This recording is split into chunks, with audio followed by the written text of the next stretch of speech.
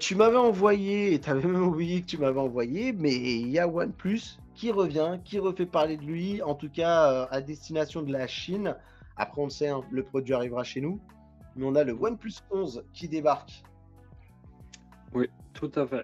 Alors, c'est assez inhabituel. D'habitude, il y a toujours deux versions, un pro et le numéro actuel. Là, il y a juste le numéro, juste iPhone 11. Non, OnePlus OnePlus 11, pardon. C'est l'âme de Hitch qui me perturbe. qui te, oui, exactement. Donc c'est un téléphone, on va dire un flagship killer, comme ils avaient intronisé avec le OnePlus 1. Alors, bon, du coup, ce OnePlus 11, eh bien, comme tu le dis, pas de version pro. On a un module photo. Je sais pas ce que tu en penses, toi, le design de ce module photo. Plutôt sympa, moi j'aime bien. Moi Après, je aussi te laisse. j'aime bien, ça fait penser aux anciens Samsung Galaxy qui avaient comment dire, une bordure qui rejoignait le bloc photo, c'est pas mal. Ouais, ouais. Tout à fait. On voit d'ailleurs sur ce blog photo qu'ils ont toujours leur partenariat avec Hasselblad. Hasselblad qui, je le rappelle pour ceux qui ne connaissent pas Hasselblad, ça, vous le savez, tous les constructeurs de smartphones essayent d'avoir une caution de la part d'un des constructeurs de la photo pour valider un petit peu l'excellence des capteurs photo. Et Hasselblad, eh ben, c'est un fabricant suédois d'appareils photo euh, de moyen format, ils appellent ça. Et il faut savoir que Hasselblad a vraiment tiré ses lettres de noblesse parce qu'en fait, ces appareils d'Hasselblad ont été utilisés sur la Lune de 1969 à 1972, ce qui est pas mal sur une ligne de CV pour un constructeur de photos.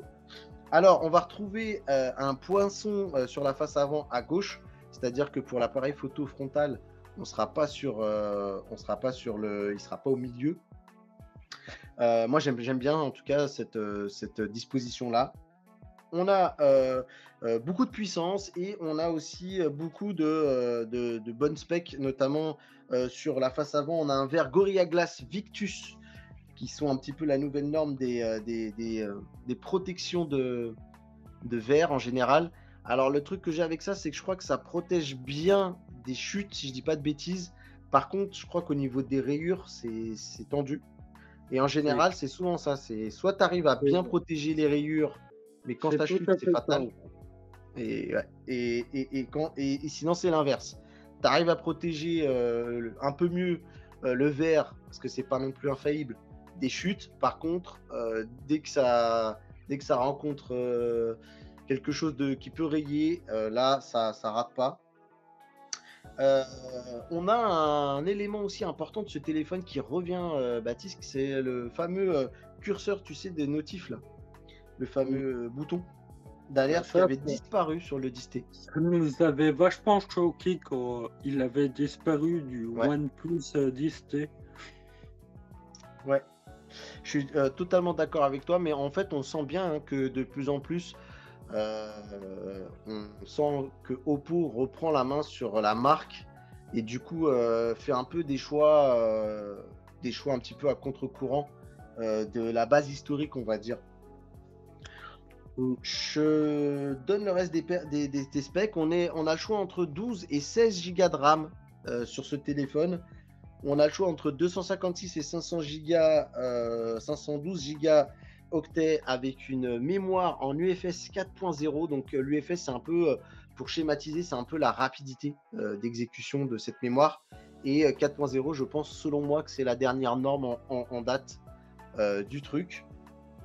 On a une recharge filaire 100 watts du coup pour le téléphone avec une batterie de 500 mAh, ce qui fait qu'on a une recharge complète en 25 minutes top chrono. C'est Par impressionnant. contre, pas de recharge sans fil. Pas de Ah, recharge sans fil, comme le 12T Pro.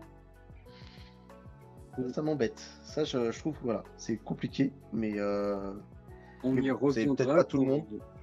quand on reviendra sur la chaîne pour parler des futurs Poco F5. Exactement, tout à fait. On a aussi également, un Samsung, pour l'écran AMOLED, 120 Hz, LTPO 3.0 de 6,7 pouces, pouvant atteindre un pic lumineux de 1300 nits, ce qui est très bien. On va pas se mentir, au-delà de 1000 nits, c'est très bien. Après, c'est pas, c'est le pic le plus haut, donc ça veut dire que c'est pas constamment tout le temps, à 1300 nits. Je crois que l'article, on avait mis un article sous le coude et c'était l'article de Phone Android, moi que j'avais, qui disait que par contre le 13 Pro de Xiaomi a un pic de 1900 nits. Voilà, moi je pense que c'est pas rédhibitoire. Très clairement, voilà, je suis pas certain que voilà, mais ça peut être appréciable pour certains. Et au niveau des capteurs photo, on a le fameux Sony IMX 890 de 50 mégapixels pour le capteur principal. On a un capteur ultra grand angle de 48 mégapixels et on a un téléobjectif de 32 mégapixels qui propose un zoom x2. Et il faut savoir que les prix, il est à 547 € pour la version donc avec le moins de mémoire vive et le moins de stockage, et ça monte à 670 €. Attention, prix qui sont convertis des prix chinois, donc du yuan, que je ne me trompe pas, qui sont convertis. Et du coup, on n'aura pas du tout ces prix-là pour la France. On a une annonce prévue pour le 7 février. Je te donne juste la main après, Batix. Le 7 février pour la France.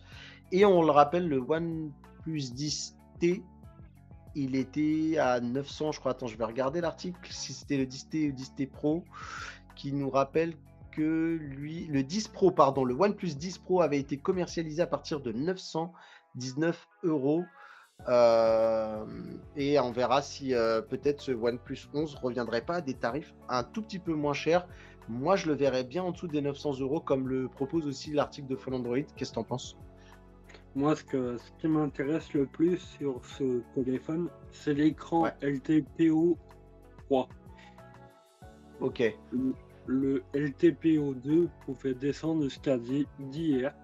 Celui-là pourra descendre jusqu'à 1 Hz. Du coup, ça peut être que bénéfique pour la batterie, pour l'autonomie. Ok. C'est quoi un peu ton sentiment sur OnePlus en ce moment, de ton côté?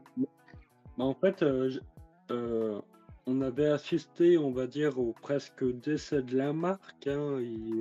Il renvoyait des gens, Op Exactement. Oppo, proposait sa surcouche, sur les OnePlus, OnePlus, commençait à se diversifier avec la gamme Nord. Tu avais le slider qui disparaissait sur le dernier téléphone. Et là, on découvre un renouveau de OnePlus. Je sais pas si tu as su, mais ils ont annoncé, comme Samsung, 4 ans de mise à jour et 5 ans de mise à jour de sécurité. Exactement. J'en ai Et entendu parler. là, on retrouve le slider. J'ai l'impression qu'on retrouve OnePlus. Et c'est pas plus mal. Eh ben écoute, c'est une bonne chose. Moi, je voudrais bien que tu reviennes sur la partie donc surcouche. Par contre, on est d'accord, hein, de plus en plus, la surcouche oxygène, elle est en train de disparaître, non? Ou ils ont Et fait marche en arrière? elle commence à ressembler de plus en plus à ColorOS. À ColorOS, hein, on est d'accord, hein. Avant, on avait OxygenOS qui se rapprochait d'Android stock. Et là, on a OxygenOS qui se rapproche de ColorOS avec des icônes colorées, des réglages supplémentaires. Mm. Une Ouais, paire d'identité. et je pense que c'est ça, moi, qui fait le plus de mal à la marque. Outre le fait qu'il y avait une montée de prix déjà qui avait été difficilement avalée par les acteurs historiques, hein, notamment tous ceux qui ont connu la partie Flagship Killer ou des choses comme ça. Mais je trouve qu'ils étaient quand même, ils avaient réussi à passer outre parce qu'ils avaient eu un peu une bonne, entre guillemets, une com qui expliquait en fait aux gens pourquoi ils avaient besoin aussi de monter en gamme et de monter en prix, parce qu'ils avaient besoin, pour pouvoir progresser et continuer à grandir, de faire de la marche tout simplement. de gagner de l'argent un peu plus que d'être tout le temps sur le ric-rac. Par contre, moi, je crois que ce qui a tué le plus, et d'ailleurs, je voulais en faire une vidéo, j'ai pas eu le temps de la faire, j'avais commencé à l'écrire, notamment lors de l'annonce ça devait être quoi? Ça devait être, je sais plus, c'était OnePlus 10 Pro. Mais en vrai, moi, je crois que ce qui a vraiment fait en sorte que beaucoup de gens qu'on connaît, même entre nous, moi, je connais beaucoup, tu sais, Mohamed, donc qui était très très fan de OnePlus, avec toute la team OnePlus, avec Vito et tous ces gens-là qui suivaient la marque de très près.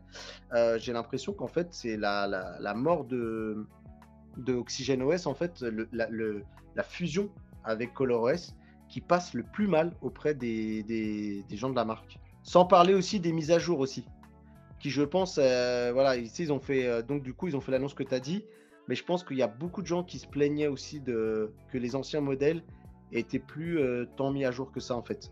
Bah, je pense qu'il fallait contrebalancer le fait que la surcouche perde un peu en identité pour dire aux utilisateurs qu'ils ne seront pas laissés de côté avec une surcouche qui sera mise à jour beaucoup plus régulièrement. Écoute, je sais pas si on peut dire autre chose de plus, je crois qu'on a fait un peu le tour de la news hein, concernant OnePlus. Tout ce qu'on peut En tout dire, cas, c'est j'aime que bien. OnePlus a présenté un téléphone pendant le CES, donc c'est un peu bizarre. Ça, médiatiquement parlant. Alors après, on le rappelle, hein, ils l'ont présenté pour la Chine. Donc c'est-à-dire qu'il y aura de nouveau une prise de parole de la part de OnePlus pour un lancement en Europe, hein. Et comme on le disait, d'après Phone Android, qui je pense est bien renseigné, on aurait un lancement pour février, je crois, hein. C'est ça, c'est ce que j'avais mis dans mes notes de mémoire. 7 février pour la France. 6 jours après Samsung. Et oui, oui, parce que du coup, tu peux le dire, il y a eu un leak. Parce que là, c'est plus vraiment de la rumeur, hein. On peut parler de la fuite hein, du côté de chez Samsung Bah, pour une annonce. ils ont été obligés d'officialiser la chose, quoi. Si on va sur le compte Samsung Twitter, c'est la première chose qu'on voit. Bring your epic moment into the spotlight, join us to le Unpacked, donc le 1er février 2023. D'accord. Donc très bien. Et en fait, moi, de ce que j'avais cru comprendre, c'est que c'était une des divisions de Samsung de je sais plus quel pays, je crois que c'était d'Amérique du Sud, qui avait laissé fuiter sans faire exprès du coup la news, l'info, mais elle a été officialisée. Très bien. Bon bah du coup, je pense qu'on peut en rester là pour OnePlus et du coup Samsung. Merci à toi d'avoir regardé cette vidéo. N'hésite pas à aller me voir sur Twitch si tu veux